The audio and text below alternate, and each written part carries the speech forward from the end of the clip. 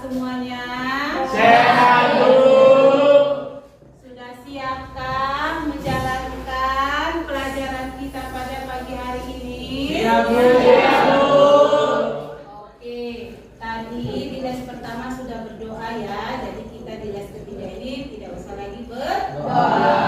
Nah, ketua ada yang tidak hadir hari ini? Tidak ada, Bu, ada semua. Oke, semuanya sudah hadir.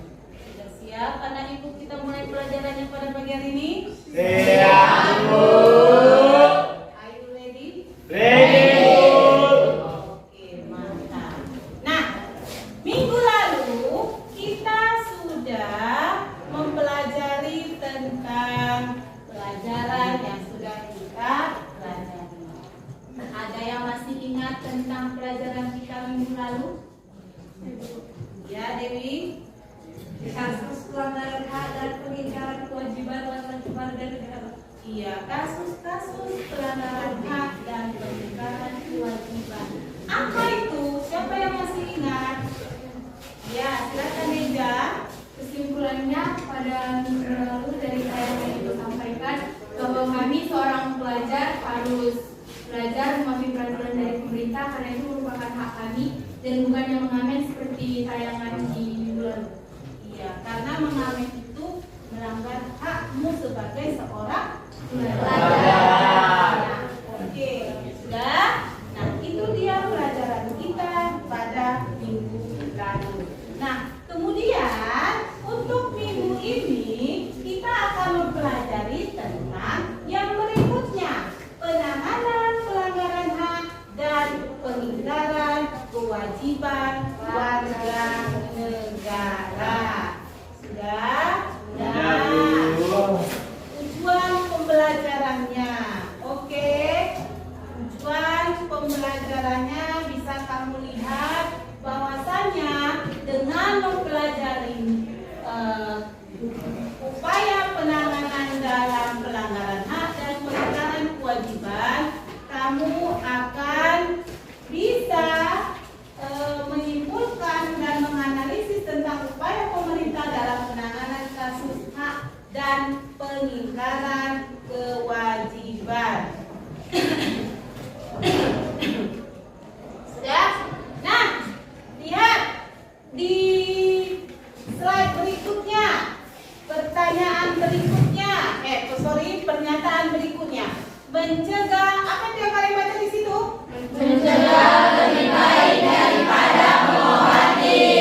Oke, mencegah lebih baik daripada mengobati. Pernah dengar itu ya? Oke. Nah, pernahkah kalian mendengar kalimat tersebut? Tentu pernah. Kemudian, apa maksud dan tujuan dari kalimat tersebut? Siapa yang tahu? Saya Bu, Oke. lebih baik mencegah daripada mengobati karena biaya dan tenaga lebih besar diperlukan untuk mengobati daripada untuk mencegah. Iya, ya. Lihat saja ini pernyataan. Mencegah lebih baik daripada Mengobati. Artinya apa? Kalau kau sudah tahu, kalau kau misalnya kena hujan atau kau punya alergi yang lain, misalnya tidak bisa makan seafood dan lain sebagainya yang akan mengakibatkan alergi kumat, maka kau harus berhati-hati dalam mengkonsumsi makanan ataupun melakukan sesuatu hal. Kalau kau sudah tahu hujan itu efeknya dapat membuat kau demam atau bersin-bersin, ya kau jangan sampai kena hujan. Sama seperti dengan makanan juga. Kalau kau sudah tahu alergi seafood, kau makan juga udang, kau makan juga kerang. Nah itu berarti sama dengan kau cari penyakit, membunuh dirimu sendiri. Kenapa? Karena kau tidak mengindahkan pernyataan ini. Mencegah lebih baik daripada mengobati. Daripada kau mengeluarkan biaya yang cukup banyak, lebih bagus kau mencegahnya. Karena apa? Karena dengan cara mencegah mungkin akan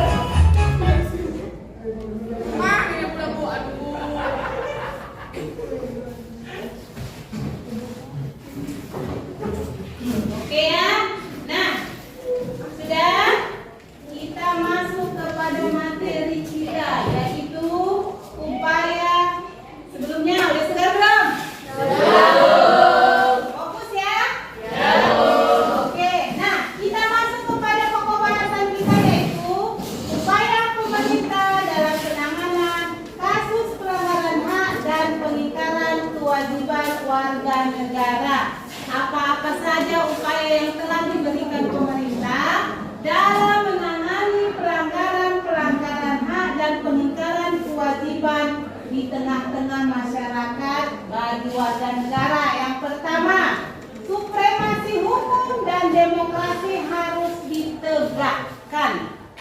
Ya, supremasi hukum. Kemudian mengoptimalkan peran lembaga-lembaga selain lembaga tinggi negara yang berwenang dalam penegakan hak dan kewajiban warga negara. Lembaga-lembaga negara, siapa yang tahu itu lembaga-lembaga negara? Ya, Dimas. Seperti KPK, Bu. Terus?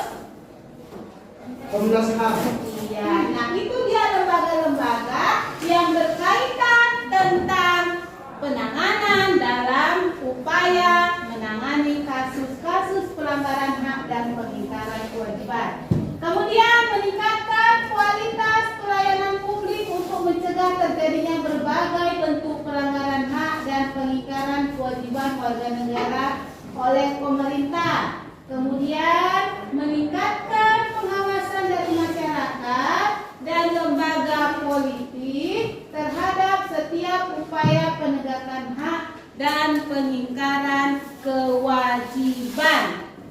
Ya, meningkatkan pengawasan dari masyarakat dan lembaga politik terhadap setiap upaya penegakan hak dan kewajiban warga negara. Jadi ini harus ada pengawasan dari kita juga sebagai masyarakat. Nah, kemudian apa selanjutnya upayanya? Meningkatkan penyebarluasan prinsip-prinsip kesadaran bernegara kepada masyarakat melalui lembaga pendidikan formal, sekolah atau perguruan tinggi maupun non-formal, yaitu kegiatan-kegiatan keagamaan dan kursus-kursus. Ya, harus adanya kesadaran bernegara. Tanpa adanya kesadaran maka akan banyak sekali terjadi pelanggaran-pelanggaran hak yang terjadi di tengah-tengah masyarakat. Nah, kemudian meningkatkan profesionalisme lembaga keamanan dan pertahanan negara. Dan yang terakhir, meningkatkan kerjasama yang harmonis antar kelompok atau golongan dalam masyarakat agar mampu saling memahami dan menghormati keyakinan dan pendapat masing-masing. Ya, meningkatkan kerjasama yang harmonis. Ya, inilah upaya yang dilakukan untuk mencegah disintegrasi. Apa itu disintegrasi?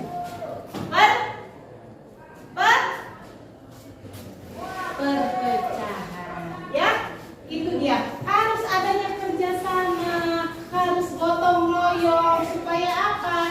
Supaya tetap persatuan dan kesatuan kita tetap terjaga, terjalin. Dan kita harus berupaya dalam hal tindakan tenggang rasa, toleransi. Ya, harus itu kita ciptakan dalam kehidupan kita sehari-hari. Harus kita yang namanya toleransi, tenggang rasa. Tanpa ada toleransi dan tenggang rasa, maka kasus-kasus pelanggaran hak dan pengingkaran kewajiban akan terus merebak terjadi di tengah-tengah masyarakat. Ya, oke, next. Nah, ini dia seperti tadi yang dikatakan teman Dimas. Lembaga-lembaga negara yang mempunyai fungsi utama untuk menegakkan hukum. Ya, yang pertama sekali kepolisian.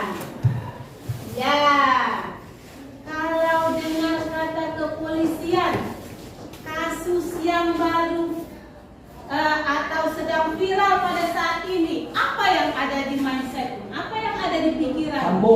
Sambo. Iya. Kenapa si Sambo itu? Membunuh orang. Membunuh orang. Seorang apakah status apakah seorang Sambo itu? Polisi. Sementara katanya lembaga-lembaga negara yang mempunyai fungsi utama untuk menegakkan kepolisian. Sementara si Sambo adalah seorang kepolisian, seharusnya dia menegakkan hukum, tapi malah dia melanggar hukum. Ya kan? Iya. Kenapa si Sambo itu? Siapa yang bisa bercerita sekilas aja tentang si Sambo? Kenapa si Sambo itu seorang polisi yang bagaimana dia? Jahat, membunuh kucing. Brigadir Joshua. Membunuh Brigadir Joshua. Iya. Kenapa dia? Kenapa? Hah? Kenapa si Joshua dibunuhnya? Kenapa? Hah? Karena iri? Sakit hati yang lain? Karena dia takut rahasianya didahkan sama istrinya. Oh, rahasianya dibilangkan sama istrinya. Apa rupanya rahasia si Sambo itu sama istrinya? Makanya sampai hilang satu nyawa si Joshua-nya. Punya apa? Dia bu selingkuh. Selingkuh, iya. Itulah dia kasus yang sedang berkembang pada saat ini. Dan sampai saat ini belum juga mendapatkan putusan akhir ataupun vonis daripada tindakan yang dilakukannya. Ya, itulah dia kasus yang namanya pelanggaran hak yang dilakukan oleh si Sambo. Dia tidak hanya melanggar kasus pelanggaran hak, tapi dia juga mengingkari apa pengingkaran kewajibannya? Iya, melanggar kode etik kepolisian. Pintar nama itu. Ya, oke. Nah, kemudian biarlah kasus si Sambo itu diurus oleh yang berwenang. Kita hanya tinggal menunggu putusan akhir daripada pengadilan, apakah putusannya itu memang sesuai dengan yang dilakukan oleh tersangka. Wallahu a'lam, biarkanlah pemerintah ya. Iya, memutuskannya. Kita hanya mendengarkan sebagai warga Indonesia yang baik. Oke. Yang kedua, lembaga negara yang mempunyai fungsi utama untuk menegakkan hukum, Tentara Nasional Indonesia. Ya, Tentara Nasional Indonesia. TNI ya? Apa tugas TNI? Membela negara. Terus? Menjaga persatuan ke NKRI. Iya, pertahanan. Pertahanan. Kunci utamanya pertahanan. Makanya mereka sering dikirim ke perbatasan Indonesia dengan negara lain. Negara lain. Kemudian Komisi Pemberantasan Korupsi melakukan penanganan terhadap kasus-kasus korupsi dan penyalahgunaan keuangan negara. Alias kita sering sebut dengan apa ini? KPK. KPK. Oke? KPK, Komisi Pemberantasan Korupsi. Mengatur tentang KKN, korupsi, kolusi dan nepotisme. Oke, next. Lembaga peradilan melakukan perannya untuk menjatuhkan vonis atau kasus pelanggaran HAM dan pengingkaran kewajiban warga negara. Nah, inilah yang akan kita tunggu di poin keempat ini, di lembaga yang keempat ini, atas daripada kasus Sambo. Belum dapat vonis ya kan? Karena lembaga peradilan masih sedang menjalani yang namanya mulai dari penyidikan, penyelidikan, dan sampai kepada tahap pemutusan akhir ataupun vonis daripada seorang tersangka Sambo. Oke? Nah, itulah dia materi kita pada hari ini. Oke. Nah, itu dia materinya ada yang kurang dari paparan Ibu tadi? Ada pertanyaan atau ada sanggahan dari anak-anak Ibu? Any question? Yes? No? Yes. Apa questionnya? Yes, tapi apa questionnya?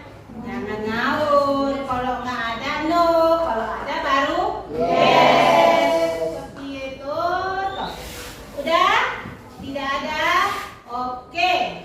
Nah, sudah kita selesai untuk pembahasan yang hari ini dan Ibu akan membagikan kelompok untuk mengamati, ya, menganalisis daripada video berikut ini. Silakan kita bagi kelompoknya dalam bentuk 5 kelompok. Silakan.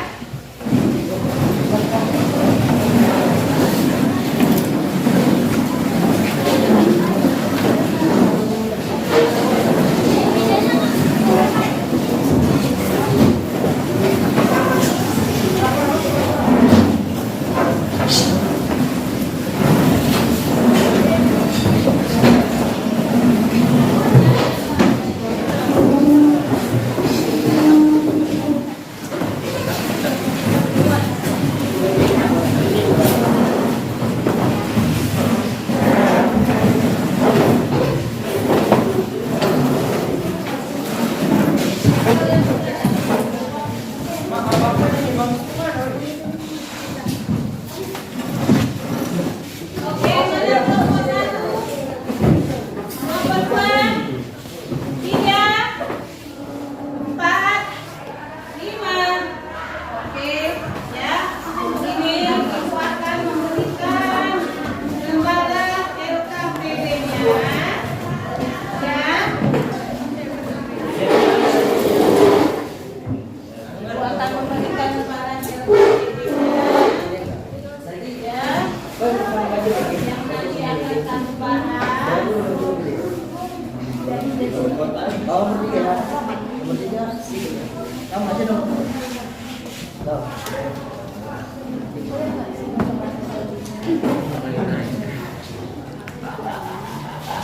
Oke. Bekerja sama di sini yang dibutuhkan adalah gotong royong. Dan gotong royong bekerja sama untuk menyelesaikan tugas yang Ibu berikan pada kelompok kalian masing-masing. Ya. Tahu di mana, Bang?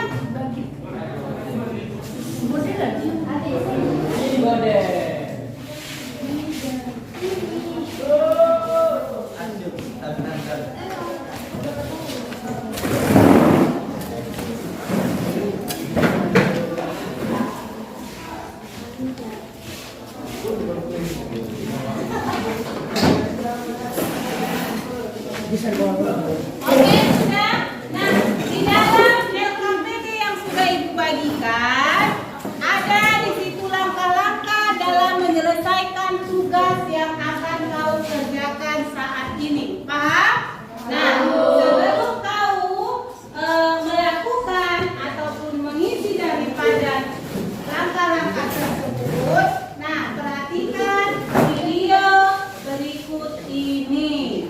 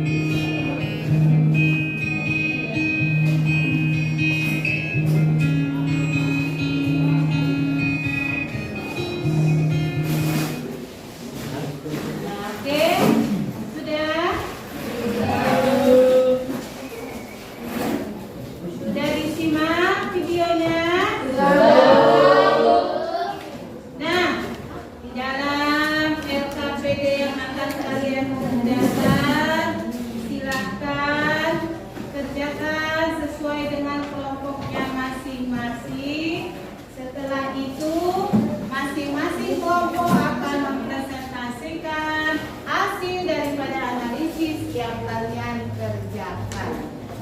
Maju ke depan satu persatu. Oke? Paham? Oke, silakan diskusikan kepada teman sekelompokmu. Dibutuhkan kerjasama gotong royong yang baik. Bukan hanya satu orang yang bekerja, melainkan Semuanya. iya, seluruh anggota kelompok. Oke? Oke, Bu. Silakan dikerjakan.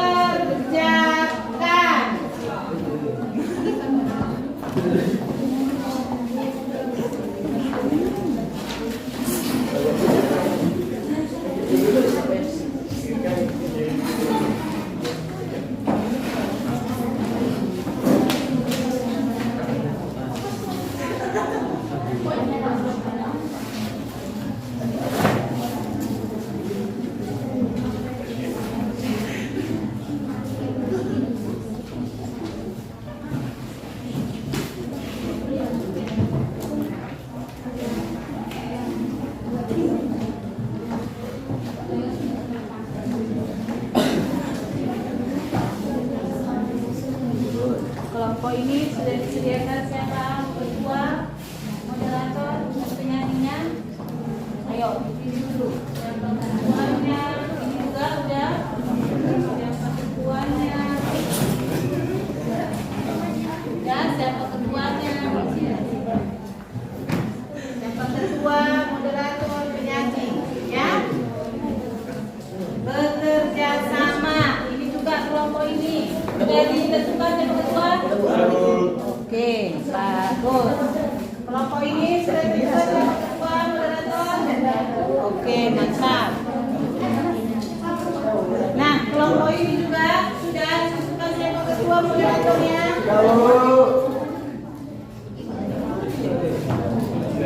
Oke, silakan.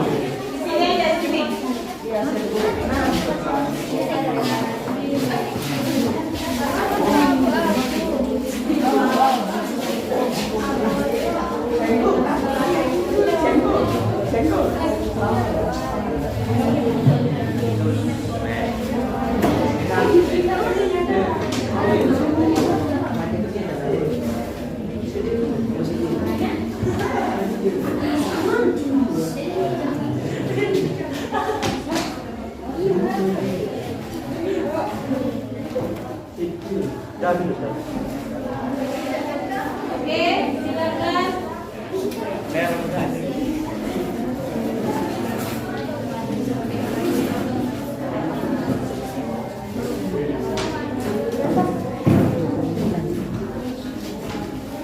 Bisa kita mulai? Bisa, Bu. Oke, silakan. Assalamualaikum warahmatullahi wabarakatuh.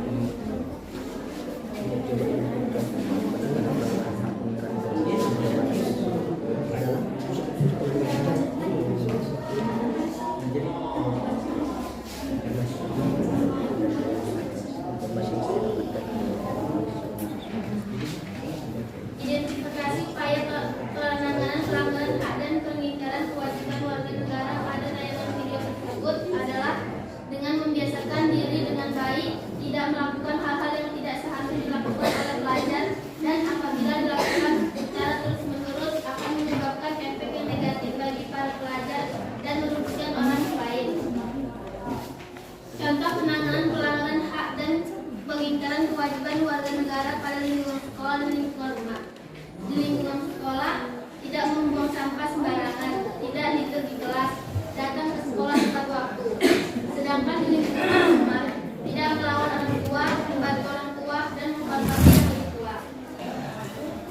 Contoh lainnya mengenai upaya penanganan pelanggaran dan pengingkaran kewajiban warga negara dan lingkungan adalah mematuhi peraturan lalu lintas, tidak tawuran, dan tidak berisik saat berkendara.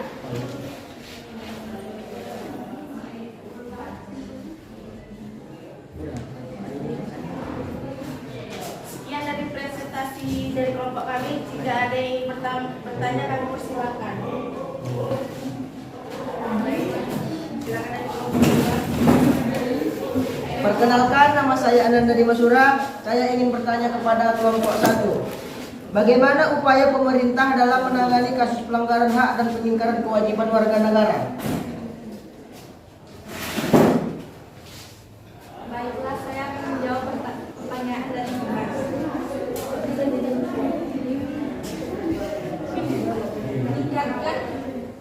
Meningkatkan penegakan hukum dan demokrasi, meningkatkan kelayakan publik, dan meningkatkan pengawasan. Oke, Apakah sudah cukup, Mas? sudah. Makasih ya.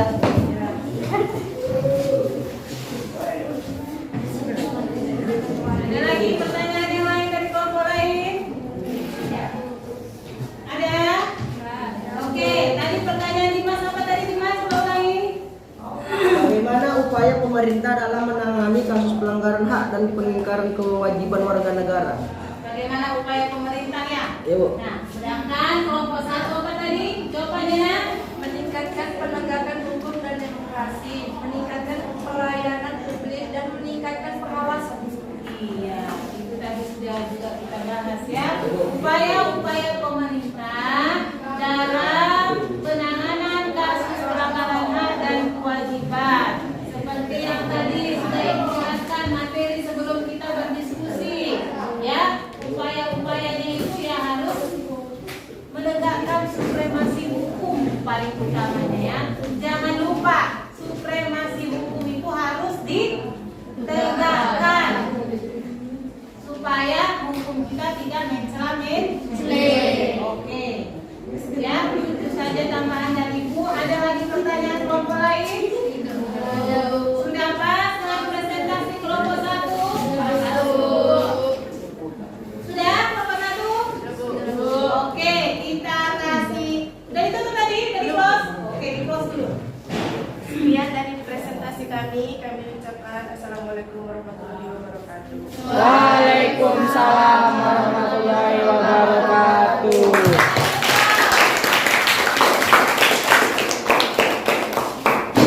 Next, kelompok 2, silakan.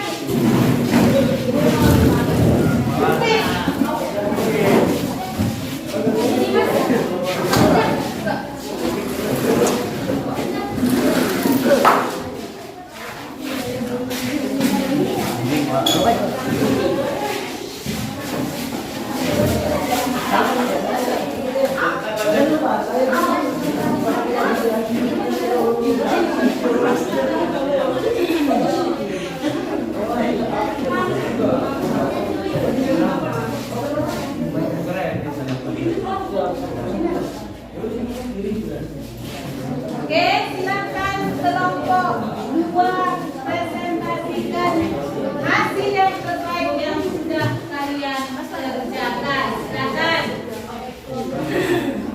Assalamualaikum warahmatullahi wabarakatuh. Waalaikumsalam warahmatullahi wabarakatuh.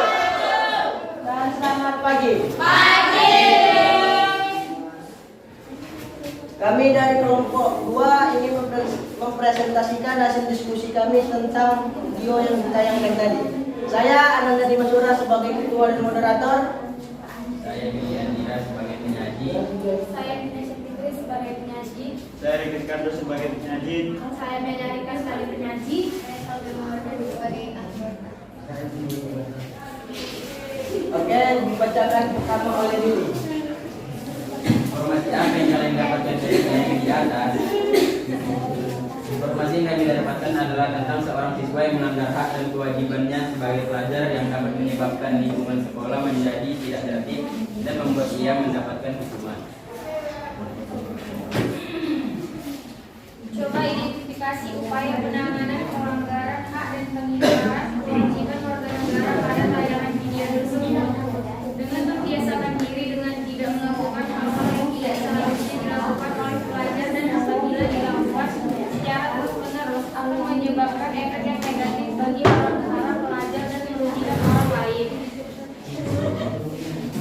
Kelompok lain Coba dengarkan. identifikasi contoh penanganan pelanggaran hak dan pengingkaran kewajiban warga negara pada lingkungan sekolah dan sekolah. Yang pertama itu lingkungan sekolah. 1. Membuang sampah pada tempatnya. 2. Tidak tidur di kelas. 3. Makanan tiket. 4. Mengerjakan tugas dari guru dan mendengarkan saat menjelaskan. 5. Datang ke sekolah tepat waktu. Kalau di bagian 2, lingkungan rumah. Pertama, tidak melawan orang tua. 2. Membantu orang tua. 3. Menghormati yang lebih tua. 4. Ikut akur dengan saudara.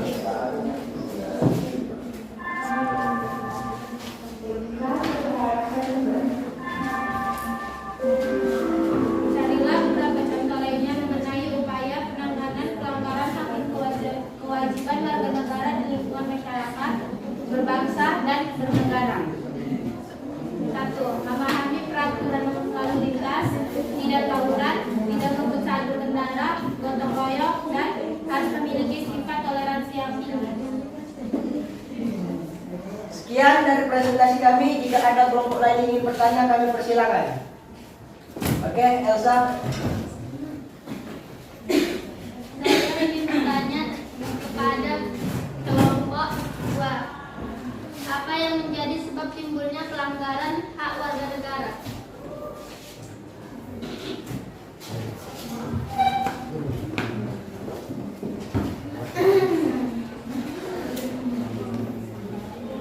Coba ulangi pertanyaannya, Elsa. Apa yang menjadi sebab timbulnya pelanggaran hak warga negara?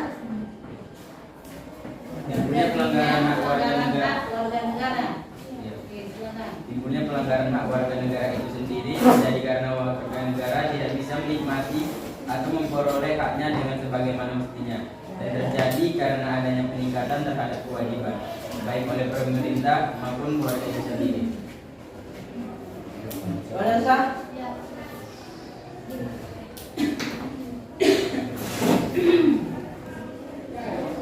Ada pertanyaan lain? Tidak. Kelompok lain ada pertanyaan yang lain? Tidak, Pas? Oke. Kelompok 2 sudah cukup? Oke, silakan di close. Sekian dari presentasi kami sudahi dengan wabillahi taufiq wal hidayah. Wassalamualaikum warahmatullahi wabarakatuh. Waalaikumsalam warahmatullahi wabarakatuh. Dan selamat pagi.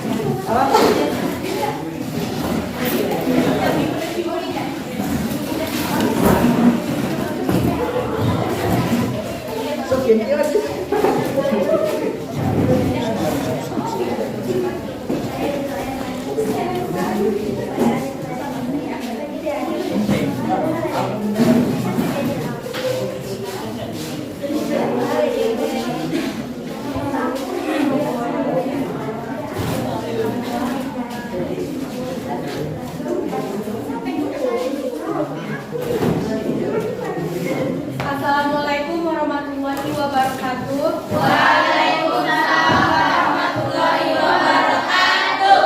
Dan selamat siang. Siap. Kami dari kelompok 3 dan berdirinya kali ini ingin menyampaikan hasil diskusi kami mengenai pelanggaran hak kewajiban berwarga negara. Di sini soal pertama akan dibacakan oleh Karin Sestina Sukardi. Informasi apa yang kamu dapatkan dari tayangan di atas tentang seorang siswa yang melanggar hak dan kewajiban sebagai pelajar? Soal yang kedua akan dibacakan oleh Zaida Afan. Identifikasi upaya penanganan pelanggaran hak dan pengejaran kewajiban warga negara pada larangan tersebut. Membiasakan diri dengan tidak melakukan hal-hal yang tidak seharusnya dilakukan oleh pelajar menyebabkan efek yang negatif bagi pelajar dan meragukan orang lain. Untuk soal ketiga akan dibacakan oleh Nabila Rizky. Coba identifikasi contoh penanganan pelanggaran hak dan pengejaran kewajiban warga negara pada lingkungan sekolah dan lingkungan rumah. Di lingkungan sekolah, tidak membuang sampah sembarangan, tidak tidur di sekolah, datang ke sekolah tepat waktu, mengerjakan tugas dari guru, dan di lingkungan rumah tidak melawan orang tua, membantu orang tua, menghormati yang lebih tua, menyayangi saudara, dan tidur tepat waktu. Untuk soal yang keempat akan dibacakan oleh Alia Risatania. Carilah beberapa contoh dan nilai upaya penanganan pelanggaran hak dan kewajiban warga negara dan lingkungan masyarakat untuk negara. Mematuhi peraturan lalu lintas tidak tabrakan, tidak bergerak orang, ikut kegiatan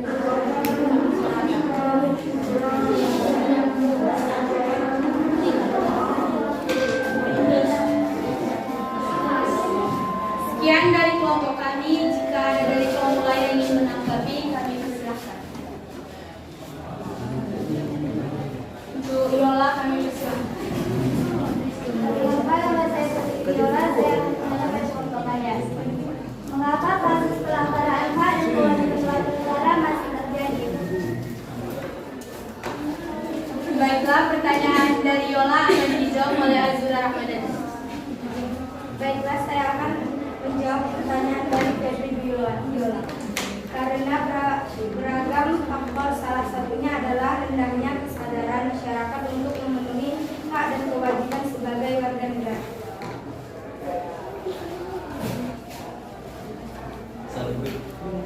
Ada pertanyaan lain? Ada pertanyaan yang lain dari kelompok lain? Tidak, Bu. Sabar. Ada?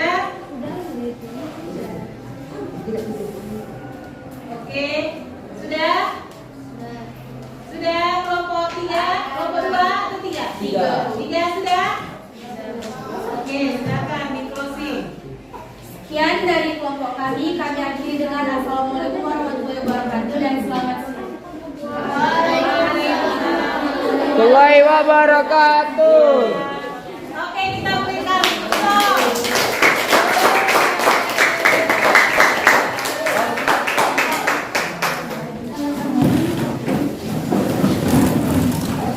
Oke,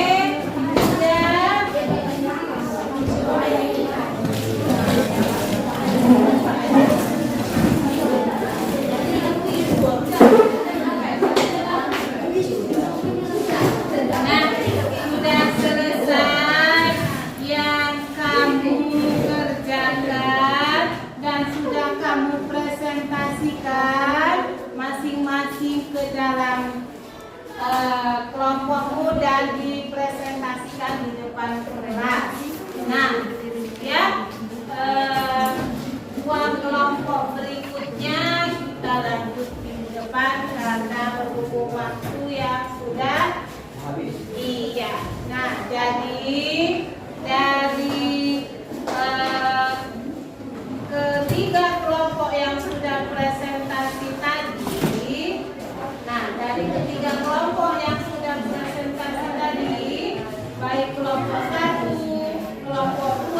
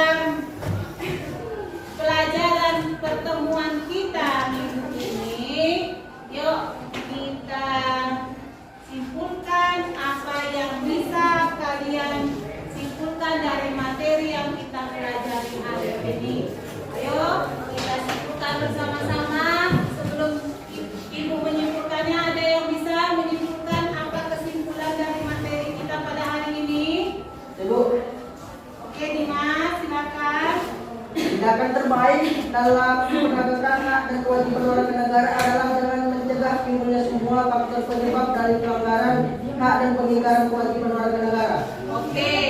Nah, jadi tindakan terbaik dalam penegakan hak dan kewajiban warga negara adalah dengan mencegah timbulnya semua faktor penyebab dari pelanggaran hak dan pengingkaran kewajiban warga negara. Dan apabila faktor penyebabnya sudah tidak muncul, maka pelanggaran hak dan pengingkaran kewajiban warga negara dapat